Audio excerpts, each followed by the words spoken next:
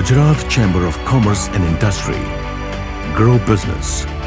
Transform Gujarat.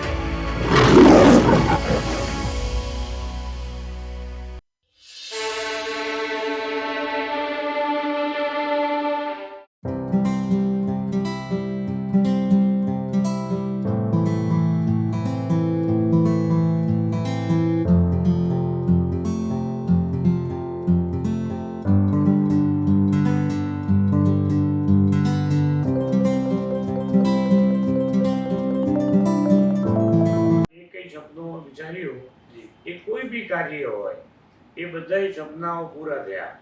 વિચાર કરો કે તમને કડકડાટી ભૂખ લાગી, બરાબર છે, અને ત્યારે તમારા સામે એક થાળી આવે છે અને એમાં એક સરસ મજાનો કેરીનો રસ હોય છે, પૂરી હોય છે અને સૂકી ભાજી હોય છે. મને ખ્યાલ છે કે જેટલા મિત્રો અમદાવાદમાં હશે ત્યારે આ થાળીનું કોમ્બિનેશન સાંભળીને એક જ નામ યાદ આવશે મગજમાં, તે છે ગોરધન મહારાજ. જી હા, આઈ થિંક આ નામ એટલું ફેમસ છે કે મારે કોઈ ઇન્ટ્રોડક્શન આપવાની તો જરૂર બિલકુલ છે જ નહીં.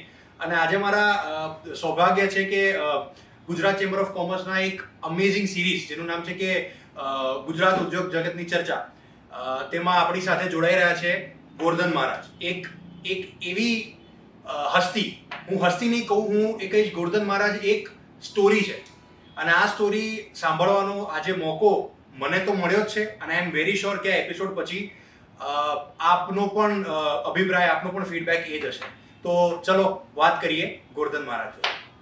કાકા, આપણે આ વાર્તા ને વિરામ આપીએ પહેલા, જે નવા બિઝનેસમેન છે, જે કંઈક નવું કરવા માંગે છે, જેની પાસે નવા સપના છે, નવો જુસ્સો છે અને એક શરૂઆતના સ્ટેજ પર છે પોતાના બિઝનેસના, એવા ઘણા બધા અમારા ઓડિયન્સ હશે, એ ગોરધન મહારાજ પાસે શું શીખશે? મારું તો એવું કેવું છે સાહેબ કે મેં 40 વર્ષમાં જે કંઈ સપનું વિચાર્યું એ કોઈ બી કાર્ય હોય એ બધાય સપનાઓ પૂરા થયા. ક્યાં વાત. તો દરેક જણને જે સપના જોતા હોય ને કે આપણે કંઈક કરવું છે, એ સપના જોવે ત્યારે એને ઉત્સાહ હોય જી, તો એ સપના પૂરા થાય. કારણ કે સૂર્ય ઉગે છે અને અસ્તે થાય છે, તો એમાં ક્યારેક તેજી પણ આવે, ક્યારેક મંદી પણ આવે. તો મંદી આવે તો તેજી આવવાની છે જી, અને તેજીમાં મંદી પણ થવાની છે. એટલે સડ ઉતર થાય એમાં જો આપણે હિંમત ના હારીએ તો એ તો આગળ વધવાના જ છે, એમાં કોઈ પ્રશ્ન જ ના થાય. ક્યાં વાત.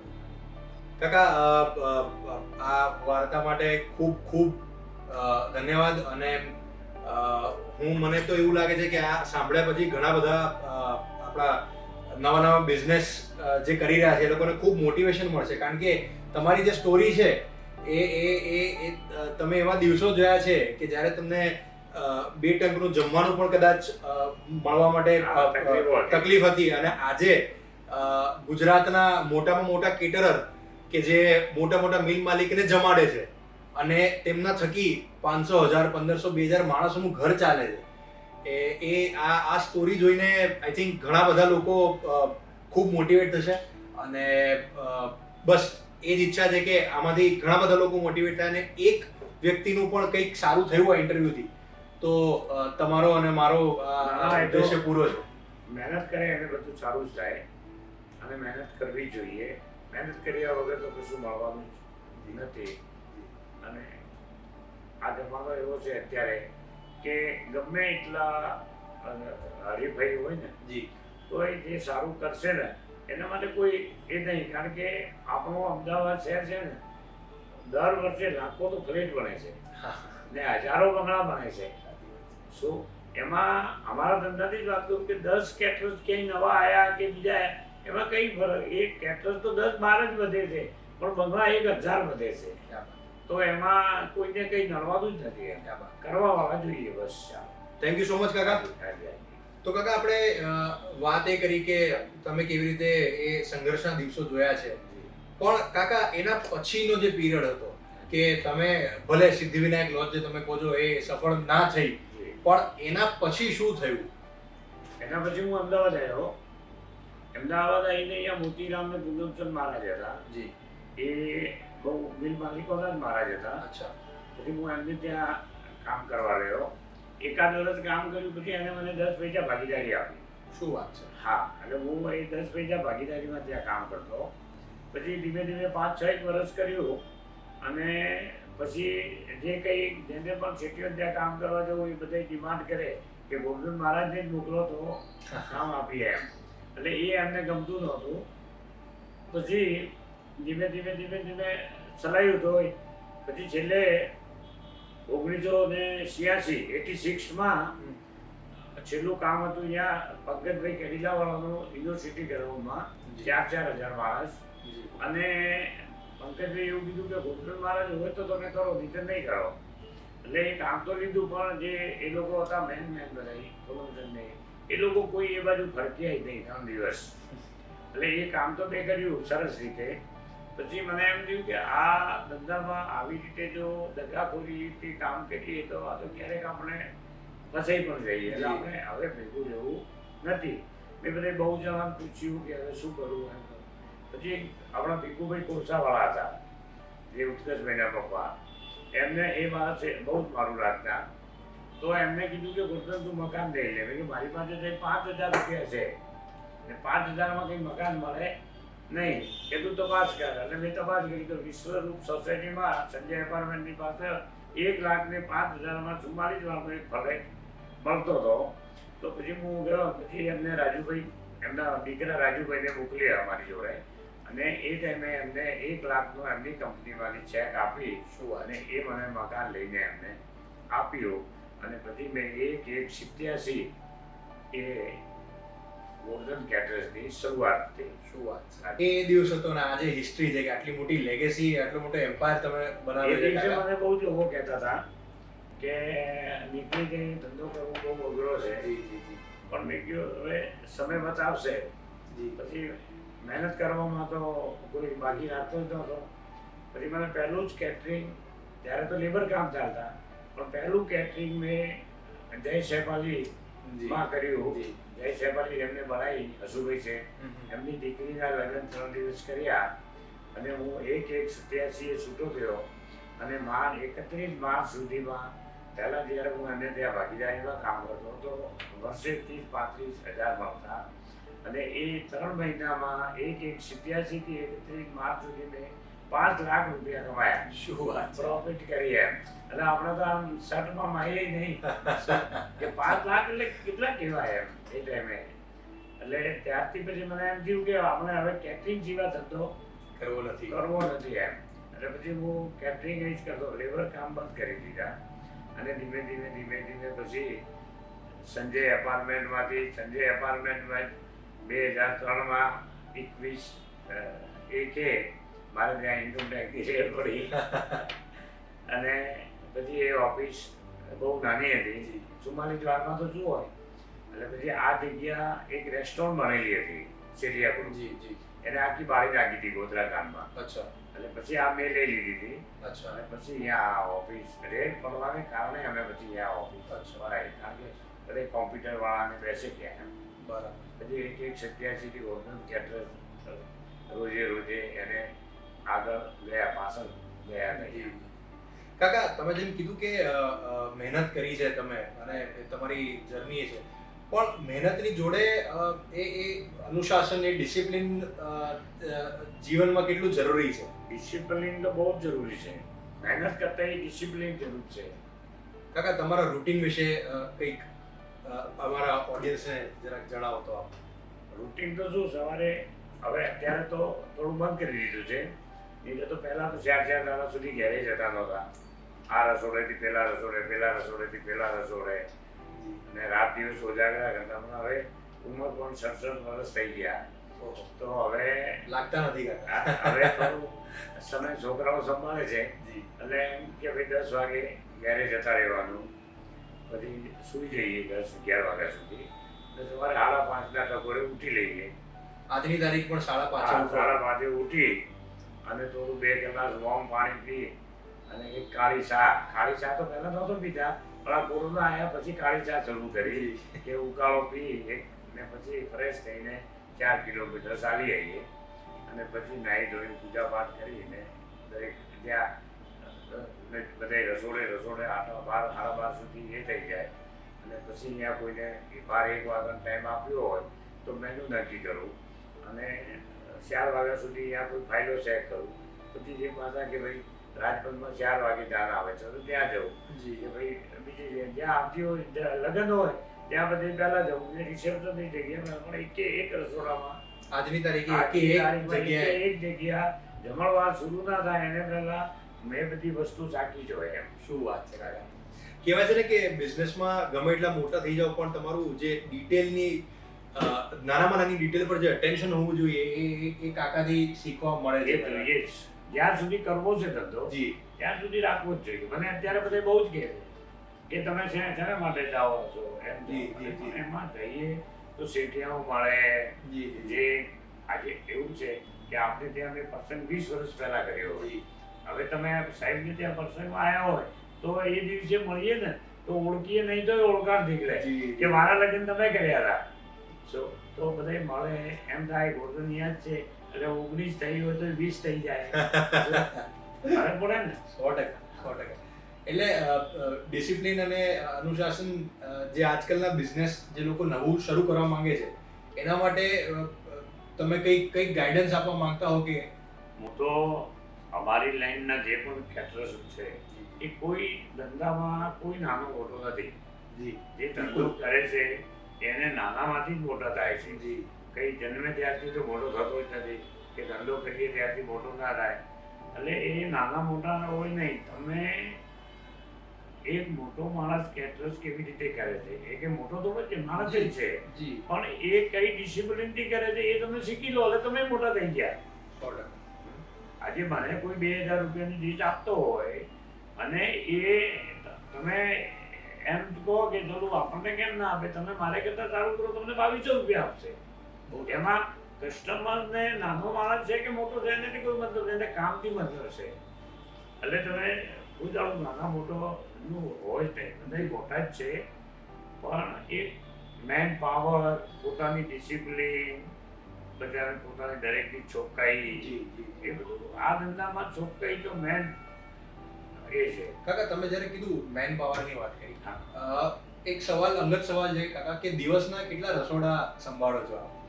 હું તો પહેલા તો 15 કરતો હતો. શું વાત છે? હવે 7-8 તો હજી અત્યારે આજની તારીખે પણ દિવસના 7 અને બધે જ જવાનું. બધે તો એક કાકા એક કેટલી મોટી ટીમ આપની અંડર કામ હવે કરે એવું છે કે જે એ દિવસે કેટલી ક્યાં સંખ્યા છે. જી જી સમજો કે હવે આ કોરોના આવ્યા પછી સંખ્યા મોટી સંખ્યાના ફંક્શનો બહુ ઓછા થઈ ગયા. જી હવે 600 ને 700 ને 800 ને બધા જી, જી. રેશિયો ચાલતો હોય. જી એટલે કોઈ પણ 7-8 રસોડા હોય તો 1500-2000 માણસો ક્યારેક તો કામ કરતા હોય. એક દિવસમાં એક 1500 હા. 1500 થી હા. 2000 માણસો આપની અંડર કામ કારણ કરે. કે હવે બધા શેઠિયાઓની રિક્વાયરમેન્ટ બહુ વધી ગઈ. શું વાત છે? પહેલા 10-15 વેટર 20 વેટરથી 1000 માણસનું ફંક્શન જી થતું. જી જી આજે 1000 માણસનું તો 100 માણસનું હોય, 20 વેટરથી તો 100 માણસનું ફંક્શન નહીં થતું. હા, કારણ કે એક જગ્યાએ 100 વેટર તો ટેબલ સર્વિસ વાળા જોઈએ છે. તો કાકા આટલો મોટો સ્ટાફ 1500 જણનો સ્ટાફ એક દિવસમાં કેવી રીતે હેન્ડલ કરો? એન્ડ તો એનું કેવું છે કે દરેક જગ્યા મેનેજર હોય એક તો. જે કહેવાય છે ને કે HR પોલિસી જે આજકાલ મોટી મોટી કંપનીમાં છે એ કાકા તમારા એક્સપિરિયન્સ પ્રમાણે શું છે? અમે તો શું કરીએ છીએ કે અમારી અહીંયા એક ફાઇલ મળે ને જી એની ઉપર આખી ડિટેલ લખાઈ જાય જી કે 30 વેટર સવારે સફાઈ માટે આવશે, સાંજે 150 વેટર આવશે, જી એનો નંબર હોય, અચ્છા મજૂર કોણ છે એનો નંબર હોય, ઘાટી કોણ છે એનો નંબર હોય, વેસ્ટ ઉપાડવા વાળા કોણ છે એ હોય, જલેબી છે તો એનો કારીગર ક્યાંથી આવવાનો હોય, જ્યુસ વાળો કોણ છે ને ક્યારે આવશે એને તો એને ખાલી એ નંબર ઉપર ફોન જ કરવાનું. સવારે અડધો કલાક બેસીને બધાને ફોન કરીને જણાવી દે કે મારે ત્યાં 3 વાગે જાણ આવશે હો, એટલે તું 12 વાગે આવી જશે. જી એટલે બધી ટીમો જેને ઓર્ડર લેતા હોય એ ક્યારેક એવું થાય કે 100 ની ચીઠી આપી હોય તો 10 ઓછા પણ આવે પણ બધા ટાઈમસર આવી જાય. પણ કાકા આટલું મોટું તંત્ર સંભાળવું એના માટે શું જીવન મંત્ર હોવો જોઈએ? એક જીવન મંત્ર કહો કે માણસોને કે HR કેવી રીતે સંભાળવું, તો એક મંત્ર તમે કહો તો શું હશે? મંત્ર તો શું હોય, તમે બસ સારી રીતે મેનેજ કરો એ જ મંત્ર છે. લોકોની જોડે સારા વ્યવહાર રાખો, એને ટાઈમસર એની જે મહેનતાણું હોય આપી દો. જી જી અત્યારે બધા ઘણા વચ્ચે અમારા ધંધામાં એક આખું ગ્રુપ થઈને એક કમિટી બનાવી હતી અચ્છા કે જે પૈસા ના થાય એને ગમે એમ બે ફામ બોલતા. અચ્છા. એટલે અમે એમને એ લોકોને મેં બોલાયા અહીંયા જેટલા હતા એટલા, કે તમે ફોન ઉપર કોઈને ગાળો બોલો કે કોઈને પ્રતિ ખરાબ બોલશો, એમાં તમારું જે કંઈ હશે એ પણ જતું રહેશે. એને કરતાં તમે મારે પૈસા માંગો છો ને, અહીંયા 50 જણા આવીને બેસી જાઓ. માંગો છો તો બેસવામાં તમને શું શરમ છે એમ. પણ એ જેને માંગો એને ત્યાં જાઓ. તમે એમ કહો કે કેતો સારા સોર છે એવું ના બોલો એમ. એટલે આવું પણ ઘણું થતું હોય. અમે તો જિંદગીમાં સાહેબ આ કોરોના કાળમાં એક માણસનો, એક વેપારી ચાટ વાળો કે કોઈ અમારો VIP વેટરનો ધંધો કરનાર હરિયાળા જતો રહ્યો સાહેબ. અમે હું ને મારો બાબો બળવંત અમે જ્યારે 1-6 થી આપણે થોડું થોડું ખોલવા માંડ્યું ત્યારે અમે બંને બાપ દીકરો 12 વાગે ઘેરથી જમીને અહીંયા આવતા અને બધાને છેટીઓને ફોન કરતા કે સાહેબ તમે ચેકના અમારા ખાતામાં ભરતા હોય તો અમારે આપવા કામ આવે. જેમ પૈસા આવતા ને હરિયાણા બેઠો છે ને તો એને કીધું તારા ખાતામાં 20 લાખ રૂપિયા ભરું છું, તારે કોઈને એક માણસનો 1 રૂપિયો આજની તારીખમાં અમદાવાદમાં કોઈ વેપારી કે મજૂર કે વેટર કે એમ કે ગોરધન મહારાજને માંગુ છું તો હું આ ધંધો છોડીને જતો રહું. શું વાત છે. એટલે જે એથિક્સ છે, રેકોર્ડ છે આપણો અહીંયા. જે એથિક્સ છે જેના ઉપર એક બિઝનેસ બને છે એ પહેલે ડે 1 થી ક્લિયર હોય. 1000 કિલો બદામ લગાવું ને જી, એ મને એમ ના કે પૈસા ક્યારે આપશો. શું વાત છે. હું એને કહું કે ગોડાઉન ઉપર ડિલિવરી આપી ને ચેક લઈને થઈ જાય, 1.5% વટાવ કાપીને આપી દેજે. શું વાત છે. કારણ કે આપણે આજે આપીએ તો 1.5% વટાવ આપે છે અને અઠવાડિયા પછી બેંક વાળા તો 1 પૈસો વ્યાજ નથી આપતા. તો શું કરવા બાકી રાખવા છે? લોકો નથી આપતા જ નથી બેટા. ના કાકા, એ બહુ સાચી વાત છે. પણ આનાથી ઉપર પણ એક પ્રશ્ન અંગત પૂછું તમને કે આવડું મોટું તંત્ર છે, દિવસનો આટલો મોટો વ્યવહાર છે, તો કોઈ પણ બિઝનેસ ઓપરેશન્સ કે જે એનાથી તો ચાલે જ છે, પ્રોડક્ટથી ચાલે છે, પણ એનાથી પણ સૌથી વધારે ઇમ્પોર્ટન્ટ એ ચાલે છે પૈસાથી, ફિનાન્સથી. તો કાકા, આટલો મોટો ફિનાન્શિયલ વ્યવહાર આપ કેવી રીતે મેનેજ કરો છો? એ અમારા જે આ સાંભળશે ઓડિયન્સ એને જરાક.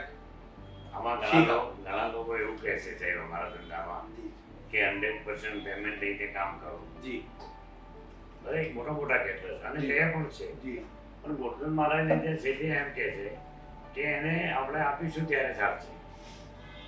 અને મારું પણ દબાણ ખાતું છે કે હું એક 51,000નો ચેક લઈ અને 1 કરોડનું કામ કરી આવું છું. એ કેવી રીતે કરો છો? એટલે એ મારી ક્રેડિટ. અગર જો મારે પાસે પણ કોઈ વેપારી એમ કહેતો હોય કે આજે તારે પૈસા આપો તો મારે આપને પાસેથી લેવા જ પડે. પણ મારો પણ વ્યવહાર એવો હશે તો હું કોઈ છેટિયાવાળે પૈસા માંગતો જ નથી ક્યારેય. સામેથી છેટિયાઓ ફોન કરે કે તું હિસાબ લઈ જા અને કોઈ દિવસ બધા પૈસા આપે જ છે. કોઈ આપણે એવું ના કહીએ કે છેટિયાઓ આપણા પૈસા નથી આપતા. ઉલટા સામેથી ફોન કરે છે ને આપણને ઇજ્જત આપે છે કે આ એક જ માણસ બચ્યો છે અત્યારે એમ કે પૈસા લીધા વગર પણ કામ કરી આપે છે. પણ કાકા, તમારા મતે ધંધાનો સૌથી ઇમ્પોર્ટન્ટ ફંક્શન શું છે? કારણ કે ઘણા બધા મોટા લોકો એવું કહે છે કે સૌથી ઇમ્પોર્ટન્ટ વસ્તુ ધંધો બનાવ્યા પછી અકાઉન્ટિંગ છે કે ફિનાન્સ છે કે પૈસો છે. આપ શું કહેશો? ફાઇનાન્સમાં એમાં એવું છે કે અમારો ધંધો છે ને કોઈ દાડો લોસનો ધંધો નથી. અચ્છા. કોઈ એમ કહે કે એને એટલી લોસ ગઈ, જી, તો આપણે એ વાતને સ્વીકારવા તૈયાર નથી. કારણ કે અમે આપને પાસેથી લઈ અને જમાડીએ છીએ. આમાં ક્યારેક કોઈ કેટરર્સમાં 200 રૂપિયા મળ્યા હોય, ક્યાંય 500 મળ્યા હોય તો ક્યાંય 100 જ મળ્યા હોય, પણ લોસ જાય નહીં ક્યારે પણ. મને બધો મારો અનુભવ કહે છે કે મેં આજ દાડા સુધી ક્યાંય કામ કર્યું અને 2 પૈસા ના મળ્યા. હું કહું કે 2 પૈસા નહીં મળ્યા. આપણે જે 1000 માણસનું કર્યું એમાંથી જે સીધું સામાન જે હાંજે બચે ને એમાંથી 500 માણસનું જમવાનું થાય. તો એ સમજો કે આપણે ઓછા ભાવમાં કરી દીધો તો એ તો પ્રોફિટ છે જ. તો એમાં લોસ ના જાય. એટલે ફાઇનાન્સ ને અમે તો છે ને સાહેબ, અમે કોઈ એ રાખતા નથી કે ફાઇનાન્સ કોણ જોવે છે કે સ્ટોર કોણ જોવે છે. અમે તો બધું જાત મહેનત જિંદાબાદ. ઓર્ડર ગોડાઉનથી ફોન આવે કે ડ્રાયફ્રૂટ આ વસ્તુ નથી એટલે હું ડ્રાયફ્રૂટ વાળાને ફોન કરું તો બાપ પૂછું, 2 વેપારી રાખીએ અને ઓર્ડર આપીને અને પૈસા આપીએ. બીજો કોઈ હિસાબ જોવાનો નથી. અત્યારે તો શેકથી જ વ્યવહાર ચાલે, રોકડા કોઈને આપવાના નથી અને કશું કોઈ શાંતિ, પૈસાની કોઈ તકલીફ નથી. કાકા તમે એક બહુ ઇમ્પોર્ટન્ટ એક શીખ આપી છે, કારણ કે આજના જમાનામાં તમે પણ જોતા હશો કે વેલ્યુએશન મોટી કરીને કંપની વેચી દઈએ પણ મૂળ ધંધો નુકસાનમાં કરીએ, એ બધું બહુ ચાલે છે. તો ત્યારે તમે એક ઇમ્પોર્ટન્ટ શીખ આપી છે કે ભાઈ ધંધો નફા ઉપર બને છે અને ઓન પેપર વેલ્યુએશન પર નથી બનતો. કોઈ મતલબ નહીં. કાકા તમને ક્યારે કોઈ મોટી કંપનીએ કીધું કે તમારી આખી કંપની અમને આપી દો, હું તમને ફલાણા રૂપિયાનો ચેક લખી દઉં? ના ના, પણ એ વચ્ચે એક ભાઈ કહેતા હતા, નામ નથી કહેવું, પણ એમને મને કીધું કે 5 વર્ષ મારે ત્યાં તારે કામ કરવાનું. જી. મેં કીધું એવી મૂર્ખાઈ હું કરું કે હું શેઠ છું ને કાલે તમારો નોકર બની ધંધો કરું? એ મને કહી ગયો ત્યાં સુધી હાથ તો ચાલે ને, મારે તો એટલું જ જોઈએ છે.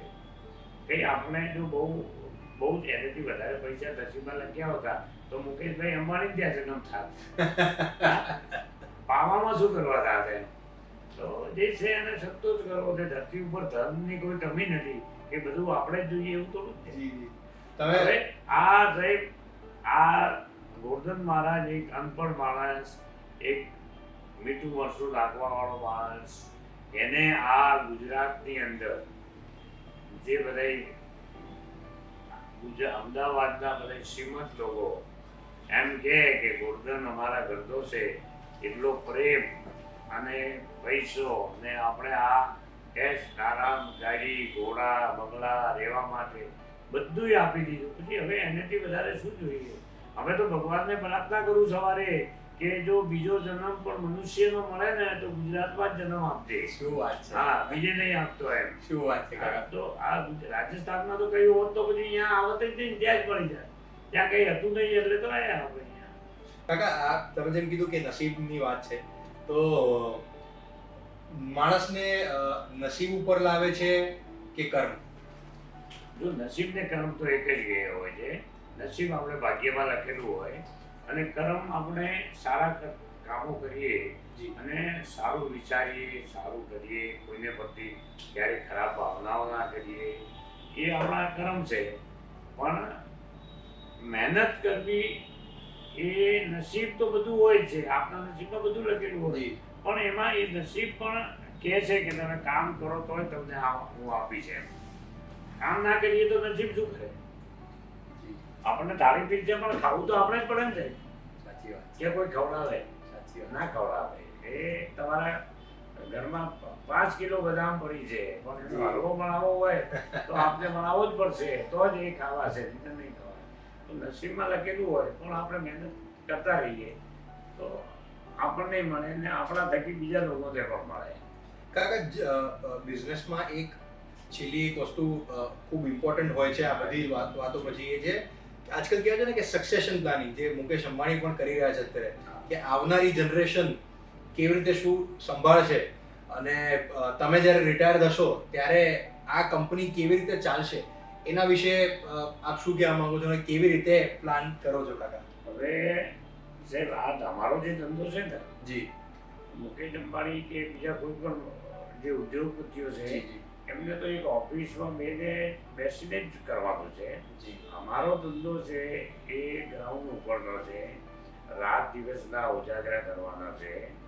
એટલે હું એમ મારા વિચારો પ્રમાણે મને એમાં કે જે મોએ જે કામ કર્યું છે ને એ હવે પછીની જનરેશન કરશે નહીં. કારણ કે આજકાલ તો ઘરે એના બૈરા છોકરાઓ પણ એમ કહેતા હોય કે તમે રવિવારે પણ અમારી જોડે 2 કલાક ના આવો તો શું હોય એમ. પણ આ ધંધો એવું છે કે રવિવારે પાર્ટી હોય અને રાતના 12 વાગે ઘરના જમવા બેસે અને એને 12 વાગ્યા સુધી તો ત્યાં રહેવું પડે. અને એ બધા એના છોકરાઓ બૈરાઓ બધા ઊંઘી જાય ને પછી પેલો ઘરે જાય.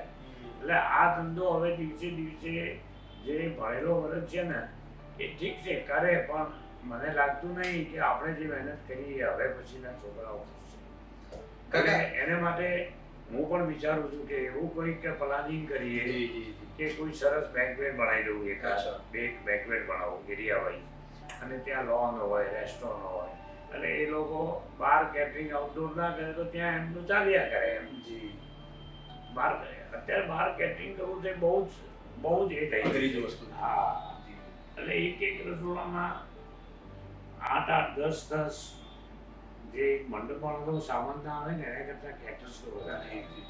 અને પછી એને રાતના આવે ત્યારે તો સરસ ગોઠવવામાં બીજો સરસ ગોઠવાઈ જાય કારણ કે સાફ સુથરો આવે. જી પણ જ્યારે ફંક્શન પતે ને પછી એને ભેગું કરીને ગણીને લાવવું ને એ બહુ જ. એટલે આમાં લોસ પણ હવે બહુ. હવે શું રોજે નવી નવી ક્રોકરી જોઈએ હા એટલે એનું બ્રેક કે એ બધું. હવે આ ધંધો કરે પણ એમ થાય ઘણીવાર એમ થાય કે સારું આપણે કેવો ધંધો શીખ્યા છે. જી મને પણ થાય ઘણીવાર કે અમુક ટાઈમે એમ રહેવું પડે 12 વાગ્યા સુધી. સવારે ઉઠીને 5 વાગે દોડવાનું. એટલે ધંધો સારો છે, પૈસા સારા મળે, ઇજ્જત મળે તમને. સારા જે લોકોના ઘરમાં આપણને જવાની એન્ટ્રી ના મળે જી. એવા સિટીઓના ડાઇનિંગ ટેબલ સુધી આપણને જવા મળે. એ બધું સરસ છે પણ એ બીજા બધાનો ત્યાગ કરો તો આ તમે સરસ કરી શકો. તમે એમ કહો કે હવે અમારે તો ફેમિલી સાથે સુખ શાંતિથી જીવવું છે તો આ ધંધો ના થાય. કાકા એક છેલ્લી વાત કે આપણે બધી વાત કરી ધંધાની પણ મારે એક તમારો પર્સનલ એવો પ્રસંગ જાણવો છે કે જ્યારે આપણે વાત કરતા હતા કે કોઈ એવા પોલિટિશિયન કે જેમ આપણે વાત કરી કે આપણા માનનીય પ્રધાનમંત્રી શ્રી નરેન્દ્ર મોદીજી જ્યારે ગુજરાતના મુખ્યમંત્રી હતા ત્યારે તમે એમના બંગલે પણ ખાસા ફંક્શન્સ કર્યા છે. સાહેબ કંઈક એમના વિશે કંઈક કહી શકો તો તમારો કોઈ પર્સનલ ઇન્ટરેક્શન થયું હોય કે વાતચીત થઈ હોય ક્યારે પણ? વાતચીત તો શું જ્યારે મુખ્યમંત્રી થયા ને જી ત્યારે હું ત્યાં એ દિવસે તો મુખ્યમંત્રી શપથ લીધી વખતે ત્યાં જ હતો, જી એમના બંગલે જ હતો. જી પણ પછી હું ગયો બેંટુ સાહેબ ગોઠણ થાળ આપણે બધાને જમવા આવવાનું છે એટલે એમને કીધું કે હું આખા બધાને લઈને આવીશ. દીકરી બધાને લઈને આવું, ગોઠણ થાળ બંધ રાખું, બહારની એન્ટ્રી નહીં. એટલે એમને ના પાડી કે ના બધા જમતા હોય ત્યાં જ અમે જમીશું. શું વાત છે? હા, તો 80 જણા આવ્યા હતા. ક્યાં વાત છે? હા, બધા આનંદની બહેન ને બધા આવ્યા હતા ને આપણે ગોઠણ થાળમાં જમાડ્યા હતા. અને સાહેબ બધે ફરતા ફરતા બધાને જેટલા જમતા હતા એમને બધાને પૂછ્યું કેવું બનાવે છે, કેવી રીતે જમાડે છે. એટલે બહુ એટલે એમને જેવા તો હવે આપણા હિન્દુસ્તાનમાં કોઈ આ એક જ એમ કહો કે આ કલિયુગના રામ એ જ છે. કાકા એક સાહેબની વાત ચાલે તો સાહેબની સૌથી ફેવરેટ ડિશ તમારે ત્યાં કઈ હતી એ વાત પર આપણે એન્ડ કરીએ. ના એવું તો કંઈ નહીં, એવું કોઈ ફેવરેટ નહીં. પણ આમ બહુ જ રાત એમને હમણાં આવ્યા ને તો અહીંયા ગાંધીનગર મારું જમવાનું હતું. શું વાત છે? હા, તો પેલા એમની સિક્યુરિટી હવે આપણા દેશના જી, જી. સિક્યુરિટી તો હોય જ. તો એ પછી હું જબરદસ્તી જમાડવા ગયો ટેબલ પાસે. પછી મેં જઈને પહેલાં પ્રણામ નીચે નમસ્કાર કરી, મારે ખભે હાથ મૂકીને બધું પૂછ્યું આપણો ગોઠણ થાળ કેમ ચાલે છે, છોકરાઓ શું કરે છે, હવે તે નવું શું કર્યું. ક્યાં વાત? હા, બધું પૂછે પછી અમારે. ક્યાં વાત? જીવનનો લાવો. હા, ક્યાં વાત? કાકા બસ આપણે વાર્તા એન્ડ કરીએ પહેલા એક મેસેજ જે નવા બિઝનેસ કરી રહ્યા છે, જે લોકો જે બિઝનેસના શરૂઆતમાં છે, જે મોટું કંઈક કરવા માંગે છે, જેની પાસે મોટા સપના છે અને એક હિંમત છે, એક ગુસ્સો છે, એના માટે આપ શું કહેશો આપના જીવનના એક્સપિરિયન્સ પરથી કે શું કરવું જોઈએ? સપનાની વાત સાહેબ એવી છે કે મેં મારી જિંદગીમાં આ 40 વર્ષમાં જે સપનો વિચાર્યો ને જી એ પૂરું થયું એમ. શું વાત છે? હા, મેં એમ વિચાર્યું કે મારે આ ટાઈપનું કરવું છે તો એ કાર્ય પૂરો થયો. એટલે દરેક જણ એમ વિચારે ને અંદર જો ઉત્સાહ હોય કામ કરવાની અને કરવાની તો ક્યારેક સૂર્ય ઉગે ઘરાને અસ્તે થાય. ગુજરાત વેપારી મહામંડળના તમામ સભ્યોને ખૂબ ખૂબ અભિનંદન આપું છું કે આ નાના ઉદ્યોગપતિઓ માટે જે શરૂઆત કરી છે તે બહુ જ ખૂબ જ સારી છે અને બધાને સારી રીતે પ્રોત્સાહન મળશે અને શીખવા મળશે. કાકા ધન્યવાદ, તમે આ ઇન્ટરવ્યુમાં અમારી સાથે જોડાયા અને ગુજરાત ઉદ્યોગ જગતની ચર્ચા આ અમારી સિરીઝમાં તમે ભાગ લીધો એના માટે ખૂબ ખૂબ આભાર. ધન્યવાદ. અને શરૂ કરીએ કાકા કે મને એવું લાગે છે કે ગોરધન મહારાજ એ એટલી મોટું એક બ્રાન્ડ થઈ ગઈ છે કે તમારી ઇન્ટ્રોડક્શન તો જરૂર અમને છે જ નહીં, પણ જે લોકો આ ઇન્ટરવ્યુ જોવે છે એને એવું કહેવું છે કે આ બ્રાન્ડ રાતોરાત બની નથી, આમાં ઘણા વર્ષોનો સંઘર્ષ, મહેનત, પરસેવો છે. તો કાકા એ વિશે તમે કંઈક કહેશો? આ બ્રાન્ડ બધા 53 વર્ષ થઈ ગયા. આજથી 1970માં હું રાજસ્થાન ગામ પાવામાંથી બોમ્બે ગયો હતો. 5 રૂપિયા મહિને પગાર હતો અને ત્યાં ઠાકુરદાર રોડ ઉપર અણસવાડીમાં એક ન્યૂ આદર્શ લોજ કરીને હતી. ત્યાં બેઠા બેઠા પથ્થરના કોલસા તોડતા હતા અને જમવાનું શરૂ થાય ત્યારે પાણી પીરસવાનું કામ કરતા. ત્યારથી શરૂઆત કરી હતી કોલસા તોડવાની. તો આજે 53 વર્ષ થઈ ગયા છે એ વાતને, ત્યારે આ બ્રાન્ડ બની છે. શું વાત છે! એટલે કાકા તમે 5 રૂપિયાની કહેવાય ને કે આવકથી શરૂઆત કરી છે, અત્યારે આટલી મોટી કંપની બનાવી છે.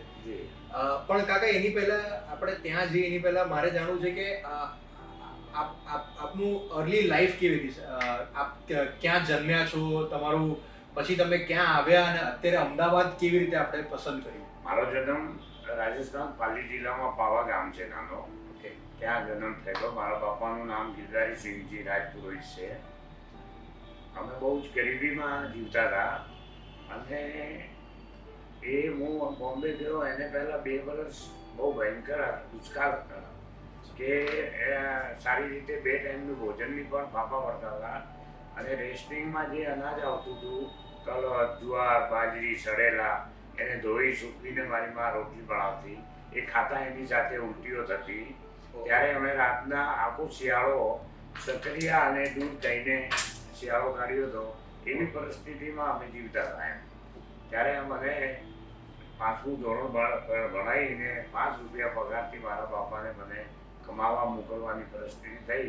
જો ત્યાં ચાલતું હોત તો એ 5 રૂપિયામાં ના મૂક, કારણ કે હું એ ટાઈમે પણ 5મા સુધી ભણ્યો ત્યારે કોઈ દિવસ 3rd કે 2nd આવ્યો હતો તો ફર્સ્ટ ડિવિઝનથી જ પાસ થતો. પણ પરિસ્થિતિને કારણે આપણે ભણાવી શક્યા એમ એવી હતી નહીં, એટલે કમાવા મૂકી દીધા. તો સારું થયું. હું મારા બાપાનો બહુ આભાર માનું છું કે મને જો ભણાયો હોત અને કે તો એક માસ્ટર ભણાત કે સપરાસી ભણાત કે કોઈ ગમે એક તલાટી ભણાત, પણ ના ભણાયો. એટલે મેં પરિશ્રમ કરીને આ મારું એમ્પાયર ઊભું કર્યું. તો આજે હું મારા ધંધાને લીધે 500,000 લોકોને રોજીરોટી મળે એનો મને બહુ જ વધારે આનંદ છે. બસ કહેવાય છે ને કાકા કે ભગવાને જે લખેલું છે એ કંઈક જાદુ જ છે. કારણ કે તમે જેમ કહો છો કે 2 ટાઈમના જમવાના ફાફા હોય અને ત્યાંથી 500,000 માણસોના ઘરે અનાજ પહોંચાડવાનું તમે કામ કરો છો. એટલે પણ કાકા એક પ્રશ્ન એ કે નાનપણ ગરીબીમાં આપ જેમ કહો છો કે ઘણી એવી પરિસ્થિતિ જોઈ છે, પણ જેટલા લોકો મોટું કાર્ય કરે છે એ લોકો કહે છે કે અમે એ નાનપણના ગરીબીના દિવસોમાં ખૂબ શીખ્યા છે. તો કાકા આપ શું શીખ્યા છે? એ ગરીબીમાં બધું જ શીખવા મળે. કારણ કે તમારી પાસે કોઈ રસ્તો ના હોય કમાવા. તમને જો એ જ હોય કે હું આપને જોઉં કે હું પણ પૈસા કમાવું તો આપની જેમ જીવી શકું. મને એક જણે કીધું, એક ફંક્શનમાં ગયા અને એક ભાઈ પૂછ્યું કે તારું નામ શું છે? એટલે હું નામ કહેવા ગયો તો એક અમારા સગા હતા. એ કીધું નહીં તમે એને ના ઓળખો, એના બાપ તો અહીંયા ખેતી કરે છે. એટલે એ દિવસે મને એમ થયું કે હું જો પૈસા કમાવું, ભગવાન મને જો પૈસા આપે તો મારા બાપાના નામની પાછળ મને નથી ઓળખતા, પણ હું પહેલું કામ એ કરીશ સમાજમાં કે મારા નામની પાછળ મારા પપ્પાને તો ઓળખવા જ જોઈએ. શું વાત છે! હા, એટલે મેં જિંદગીમાં પૈસાની ભગવાને મને આપવા માંડ્યા પછી સૌથી પહેલું કામ મેં એ જ કીધું કે કોઈ સમાજનું કામ થતું હોય તો મારા બાપનું નામ આવવું જ જોઈએ. શું વાત છે! શું વાત છે! એટલે જેમ તમે ખૂબ શીખ્યા છો સાહેબ એ સમયમાંથી, પણ મેં ક્યાંક એવું સાંભળ્યું છે કે આદર્શ લોજ પછી જી. તમે ઘણા બધા મિલ માલિકોને ત્યાં રસોડું સંભાળતા હતા અને તમે રસોઈ કરવા જતા હતા. એ સમય વિશે કાકા જરાક કંઈક કહો. એ ટાઈમમાં તો એક લેબર કામ ચાલતા. અચ્છા. તો પર હેડ મજૂરી ચાલતી. અચ્છા. અને એ ટાઈમે આવા મોટા 2,000 કે 3,000 માણસના ફંક્શનો થતા હતા. મિલ માલિકો ત્યાં હોય 400-500 માણસ હોય એટલે કે આપણે ત્યાં બહુ જ મોટું રસોડું છે. અચ્છા. તો એ લેબર ચાલતી ₹2, ₹3, ₹4. અચ્છા. મને કામ કરવાનો બહુ શોખ હતો એટલે હું શેતાણીઓ જે બતાવતી એ હું કામ કરી લેતો. એટલે હું સૂપ એ જમાનામાં 40 વર્ષ ના ટાઈમમાં પણ સૂપથી માંડીને બેકડીશો સુધી બધું ખાવાનું બનાવતો. એટલે એ ટાઈમે મને ₹2-3 હું લેબર વધારે લેતો અને કામ કરતો. તો મિલ માલિકો ત્યાં તો એક મિલ માલિક કે આપણા અમદાવાદમાં કોઈ બી સેઠિયા હોય, પંકજભાઈ કેરીલા હોય કે સુધીરભાઈ ટોરેન્ટ હોય, બધાને ત્યાં ભોજન. અને સૌથી મોટો આનંદ મને જિંદગીમાં એ જ છે કે અમદાવાદના અંબાણી હોય, અદાણી હોય કે ટોરેન્ટ હોય કે કોઈ બી હોય એ એમ કહે કે ગોઠવણ તો અમારા ઘરનો છે. શું વાત છે. એટલે એનાથી વધારે તો કોઈ આનંદ જોતો જ નથી. શું વાત છે. શું વાત છે. કાકા એક વાત એ કે જેમ તમે કીધું કે તમે બધું ઝીરોથી કામ કર્યું છે, બધું જ કામ કર્યું છે, મજૂરીના દિવસો પણ જોયા છે ને આજે તમે એક ઓફિસમાં બેસીને આટલા લોકોનું ઘર ચલાવો છો. પણ જે આજકાલ અમદાવાદમાં કે ગુજરાતમાં જે નવા ધંધા આવે છે, કદાચ ક્યાંક એવું મેસેજ જાય છે બહાર કે ઓફિસમાં બેસવાથી, સરસ વાતો કરવાથી કંઈક બહુ મોટું થઈ શકે છે, જે કહેવાય છે ને વેલ્યુએશન અને સ્ટાર્ટઅપની ગેમ. પણ મારા ખ્યાલથી તમારા એક્સપિરિયન્સ પરથી એવું લાગે છે કે જે માણસ કામ કરે છે ગ્રાઉન્ડ લેવલ પર એ જ મોટો થઈ શકે. તો તમે શું કહેશો નવા બિઝનેસને? આમાં કેવું છે કે અમારો જે બિઝનેસ છે ને એ તો ઓફિસમાં બેસવાથી કોઈ સક્સેસ થાય જ નહીં. જી. એને માટે તમારે ગ્રાઉન્ડમાં જ ઊભા પગે રહેવું પડે. અને અમારો ધંધો એવો છે કે ઘડિયાળના કાંઠે તો ચાલવું પડે. અચ્છા. ટાઈમ ઉપર થવું જોઈએ, અમુક ટાઈમમાં જ ખાવાનું મળવું જોઈએ. બરાબર. નહીતર કઈ દરેક ધંધામાં એવું છે કે આપની કોઈ ફેક્ટરી ચાલે છે અને આપણે 4 મશીનનો ઓર્ડર આપ્યો હોય, આપ અઠવાડિયા પછી મોકલો તો તમને કોઈ કહે નહીં. પણ અમારે તો 5 વાગે જરૂર હોય તો 5 વાગે જ જોઈએ, આરા પાસે પણ ચાલે નહીં. અને એને બનાવવાનો પીરિયડ પણ એ જ હોય કે એને 4 કલાક પહેલા જ બનાવવાનો પડે. એવી વસ્તુ હોય કે જ્યુસ હોય તો એને 1 કલાક પહેલા જ ચાલુ કરવો પડે. એટલે ગ્રાઉન્ડ વગર તો કોઈ આ ધંધો ક્યારેક સક્સેસ થાય જ નહીં. એટલે માણસને ગ્રાઉન્ડ ઉપર જઈને મને પણ લોકો કહે છે કે તમે તો બહુ લાલચુ છો, તમને પૈસાનો બહુ લાલચ છે એટલે આખી રાત ને દિવસ ફરો છો. પણ એ મને એમ થાય કે હું બે જણી કામ લગ્નનું રાખ્યું હોય તો એમને ત્યાં તો એક બાબો કે એક બેબી જ હોય છે. એમાં કે બીજે દિવસે આજે હું બગાડી નાખું કાલે બીજું ફંક્શન થાય એ શક્ય જ નથી. એટલે આપણે માટે રોજે રસોડા છે પણ એમને તો એક ફંક્શન છે. તો એ ગ્રાઉન્ડ ઉપર આપણે દોડતા જ રહીએ ને ત્યાં હાજર રહીએ ને. એક તો આપ હાજર હો ને તો જેને ત્યાં લગ્ન છે ને એમને એમ લાગે કે હાજર છે ને એટલે આપણે કઈ જોવાની ચિંતા નથી એમ. એટલે ગ્રાઉન્ડનો જ ધંધો છે આ, ગ્રાઉન્ડ વગર ચાલે જ. એટલે કાકા આ જે આજકાલ બધું નવા MBA કોર્સ ને જે બિઝનેસના જે કોર્સ થયા હોય છે, ગ્રેજ્યુએટ ડિગ્રી, એમાં આ જ વસ્તુ શીખવાડે છે કે કસ્ટમર સેટિસ્ફેક્શન બહુ જ ઇમ્પોર્ટન્ટ છે. પણ કાકા આપે તો જીવનથી એ વસ્તુ શીખી છે અને હવે તમે એ શીખવાડો છો તો બહુ મોટી વાત છે. પણ કાકા મારો એક સવાલ એ છે કે મિલ માલિક ને ત્યાં આપે કામ કર્યું, એના પછી મેં એવું ક્યાંક સાંભળ્યું છે કે તમે કંઈક પોતાનો એક નાનકડો બિઝનેસ કે લોજ પોતાની શરૂ કરી પણ એમાં તમને કંઈક સફળતા મળી નહીં. તો એ પીરિયડ વિશે મેં અમરેલીમાં કરી હતી. અચ્છા. અમરેલીમાં હું 1975માં ત્યાં દ્વારકાદાસ મોહનલાલ પટેલ હતા. જી. એ અમરેલીના રાજા ગણાતા. અચ્છા. એમને ત્યાં હું નોકરી કરતો. એ જ્યારે ઇન્દિરા ગાંધી હારી ગયા ને ત્યારે ગુજરાતમાં એક જ કોંગ્રેસની સીટ આવી હતી, એમાં દ્વારકાદાસ પટેલ જીત્યા હતા. પછી ત્યાં હીરા ઉદ્યોગ શરૂ થયો. ઓકે. એટલે હીરા ઉદ્યોગ શરૂ થયો એટલે મને એમ થયું કે અહીંયા એક લોજ કરીએ. નોકરી તો ચાલુ જ હતી. અચ્છા. એટલે પછી અમે એક ડાઇનિંગ હોલ કર્યો. ડાઇનિંગ હોલમાં ધક્કા ઉડતા જમવા માટે. પણ પેલું આમ હિસાબ કિતાબ આવડતો નહોતો એમ કે શું લાવ્યું ને શું ખવડાવીએ છે. એટલે ખવડાવવામાં જ રહ્યા એમ. એમાં પછી 4-6 મહિનામાં કોઈ 15 દાડા ખાઈ ગયો તો પૈસા ના આપ્યા, કોઈ મહિના ના આપ્યા, એમ કરીને પછી બજારમાં પૈસા બાકી રહ્યા. એટલે પછી ત્યાં તાળા મારી એમનું એમ મૂકીને પાછું અમદાવાદ ભેગા થઈ ગયા. બાકી ધંધો તો બહુ ચાલતો, પણ કોઈ વડીલ હતો નહીં જોડે, એટલે પછી આપણે લાવ્યું ને ગવડાવ્યું એમ. તો કાકા એ સમય ઉપરથી શું કહેશો કે ધંધામાં એક કઈ વસ્તુ એવી હોવી જોઈએ કે જે એ ધંધાને ઝીરોથી એક હીરો બનાવી દે છે? ધંધામાં એક તો જે મારા ધંધામાં હોવું છે કે એક તો આપણે કોઈ દાડો એવી વિચાર ના આવવો જોઈએ કે મેં આપને પાસેથી જે કંઈ નક્કી કર્યું છે એ જ ક્વોલિટી ખવડાવવી જોઈએ, અને એક પોતાનો ભાવ અંદર હોવો જોઈએ કે સારું એકદમ સરસ જ મળવું જોઈએ. જો આ મારો ભાવ સારો હશે ને તો અડધું તો એ ભાવથી જ સારું થશે. અને પરિશ્રમ કરતા રહેવું જોઈએ. એવું નહીં કે એક જમાનામાં દાળ ભાત શાક લાડુ ફૂલવડી ચાલતા હતા તો ત્યારે ચાલતા હતા, પણ આજે એનો સમય નથી. આજે ઇન્ટરનેશનલ કસ્ટમર આવીને પૂછે છે તમે નવું શું બનાવો છો, એટલે એ આપણે એનું નવામાં કંઈ કરતા રહો તો આપણે બજારની સાથે સાથે ચાલી શકીએ.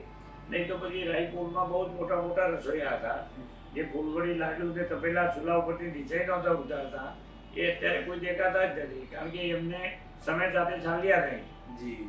હું પણ અનપઢ જ હતો, પણ આપણે એક હતું કે આપણે પાછળ તો રહેવું જ નથી, ધંધો કરીએ ત્યાં સુધી પાછળ નથી રહેવું, એટલે પરિશ્રમ કરતા રહીએ તો ભગવાન સફળતા મળે છે. કહેવાય છે ને કે ઇનોવેશન ઇઝ ધ કી, એટલે ઇનોવેટ કરતા રહેવું જોઈએ. અમે જ્યારે વાતો કરતા હતા ઇન્ટરવ્યુ પહેલા ત્યારે કાકા એક બહુ સરસ વસ્તુ કીધી. કાકા એક જણાવશો આપણા ઓડિયન્સને કે તમે કેવી રીતે ઇનોવેટ કર્યું ને ખાવશે શું એ જમાનામાં તમે બનાવ્યો? એ હું તો 35 વર્ષ પહેલા ખાવશે બનાવતો. શું વાત છે! હા, આજકાલ ટ્રેન્ડ ચાલુ થયો છે. ત્યારે જે કોઈ વસ્તુ તૈયાર મળતી નહોતી. એક નારિયેળનું દૂધ અત્યારે તો આપ મને અત્યારે કોણ તો 1 કલાકમાં કૌશે મળે છે આપણે પૈસા, કારણ કે બધું રેડી મળે છે. કોકોનટ મિલ્ક મળે છે, જિંજર પેસ્ટ મળે છે, ગાર્લિક પેસ્ટ બધું મળે છે. એ ટાઈમે તો બધું નારિયેળ ખમણી, પછી પેલા મરાઠી બહેનો બિચારા પથ્થર ઉપર રસોડતા, પછી એને ગાળતા અને લાકડાના ચૂલા ઉપર લોખંડની કઢાઈમાં કૌશે બનાવતા હતા. શું વાત છે! હા, હવે તો બધા સાધનો મળ્યા, ઉભો માણસ 10 મિનિટમાં બનાવી દે. એ જમાનામાં પણ બનાવતા હતા. શું વાત છે! હા, એટલે કાકા કોઈ પણ વસ્તુ કરવાથી તમે પાછળ નથી રાખે, મારે કરવું જ છે. મને મતલબ વાંચતા ના આવડે કે ઇંગ્લિશમાં શું છે. અમારો શેફ લખે કે આ વસ્તુ છે તો હું એને કહું કે પહેલા તું એને મને બતાવ કે એમાં શું શું જોડશે, બરાબર છે. પછી એ નીચે બનાવીને ઉપર લાવે, હું એને કહું કે આ વસ્તુ તે રીત પ્રમાણે બરાબર હશે, પણ આપણા અહીંયા નહીં ચાલે. એને હું કહું એટલી વસ્તુ તું નાખ અંદર અને પછી ફરીથી બનાવ, તો પછી બીજે દાડે બનાવે ત્યારે બધા કહે કે બહુ સરસ છે, બહુ સરસ છે. કારણ કે આપણે એ એકદમ ઓરિજિનલ થાઈ ફૂડ આપણે ટેવાયેલા નથી, એટલે આપણું થોડુંક આપણો ટેસ્ટ પ્રમાણે જ કરવું પડે. બિઝનેસમાં કહેવાય છે ને કે કોન્ટેક્સ્ટ બહુ ઇમ્પોર્ટન્ટ હોય છે, કે સમય સાથે ચાલવું તો પડે, પણ એને આપણી ભાષામાં આપણા કલ્ચરમાં કેવી રીતે એને મિક્સ કરવું એ આપણો એક્સપિરિયન્સ છે. કરવું પડે. પ્લસ અમારો ધંધો કેવો છે કે તમે કોઈ બી ચીજની ના પાડવી જોઈએ. આજે હું આપને ત્યાં પ્રસંગ મેં લીધો, આપ 10 જણા આપ સગા ને બધે ગ્રાઉન્ડ ઉપર આવ્યા, તમે આવીને કીધું ગોરધનભાઈ ચા પીવી છે. હું જોઉં છું ઘણી જગ્યા કે આમ લોકો કે અત્યારે કઈ ચા થતી હશે.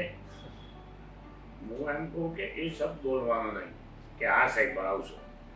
અંદર જઈ અને વાર લાગે એમ તો હોય તો ખોટું બોલવાનું કે સાહેબ જયારે દૂધ લેવા માણસ મોકલ્યો છે એ આવે એટલી વાર લાગશે. જો ઊભા રહે તો બની જશે, અને જો જતા રહેશે તો તમને એમ નહીં કે તમે ના પાડી છે, પણ જો ના પાડીને એટલે તમારે એ સવારથી જ દિવસ એમનો એ થઈ ગયો કે ચાલો એક ચાની ના પાડે છે. એટલે આ ધંધામાં ના શબ્દ જોઈએ નહીં, હાજી બોલવાનું બસ. સાહેબ